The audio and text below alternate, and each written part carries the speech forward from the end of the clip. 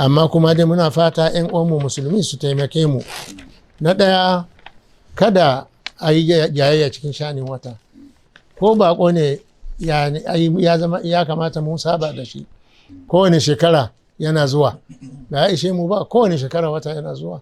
A ce har yanzu Bauchi su ɗauka, nan Kano a ce a'a, Kano su ɗauka, Maiduguri su ce a'a, Maiduguri su ɗauka nan. To kaga nan dai ba a so. Ya kamata a yi ƙoƙari a samu kwamiti wanda an shirya ta musamman na ganin wata, wanda ƙarƙashin shi sarkin musulmi da malamansa suna duba ta, alƙalai kuma suna nan. In an zartar da hukunci an faɗa, kowane musulmi ya san hukuncin da aka zartar na Ubangiji ne, ba wai na mutum ba ne, balle su ce a ba za mu bi wane ba. Ko a zauna wani lokaci kaɗan ɗin shi, a bari a yi jinkiri har gari ya waye, kullum sai sallan tarawih ta wuce mu a ranar farko. Kaga babban kuskure ne. Na biyu kuma, wata rana azumin ma ba za a yi ba. Kamar wata rana ina da wani malami na, Allah ya rahamce shi, mutumin kirki ne, ina jin tsoron Allah, sai dai yana da ra'ayinsa. Ya ce mini ai mu Maiduguri in wata an kawo mana daga Bama ba namu ba, an kawo daga Damaturu ba namu ba, mu dai mu gani mu ɗauka, mu gani mu bari. Na ce to ai annabi baya magana ga mutanen Maiduguri kurun ba, yana magana ne kan al'ummarsa duk. Ya ce a'a, mu dai mun tsaya akan wannan. To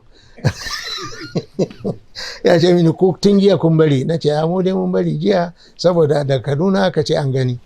Ya ce to ai ba daidai ba ne, ya kamata mutanen Kaduna nan kun san su ne. Na ce ai ba a ce mu san su ba. To mun yi hira da shi, Allah ya rahamce shi. Duk wani abu ya faru a zawiyar mutum Maiduguri, shi nike kira ya yi mana sallah kan jana'iza da sauransu. Mutumin kirki ne, amma ga ra'ayin shi. Shi ra'ayin shi dai, wato in dai Maiduguri ta gani to namu ne, in wani wuri an gani to wannan ra'ayi kuma ba nashi shi kadai bane, da yawa ma za ka samu mutane suna da wannan ra'ayi. Ya kamata musulmi kansu ya waye, wato kar mu yi hasaran tarawihi.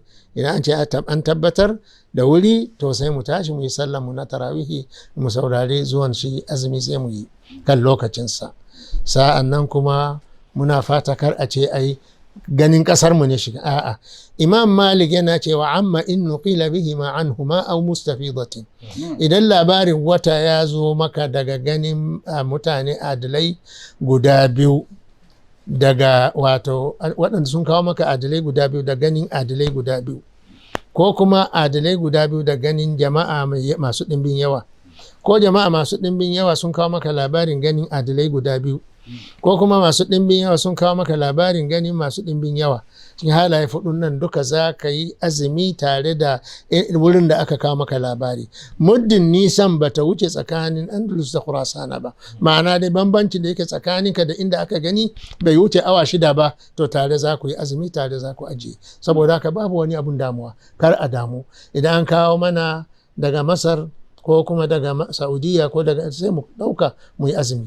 Wasu sun ce mini to su fa in mun an gaya su an kai musu nasu namu ba za kula da shi, ba za su kula da shi ba. Nace to ai ba za mu kawo kabilanci a cikin wannan lamari ba. Su ba su yarda da mu ba, mu kuma mun yarda da su akan la ilaha illallah Muhammadur Rasulullah.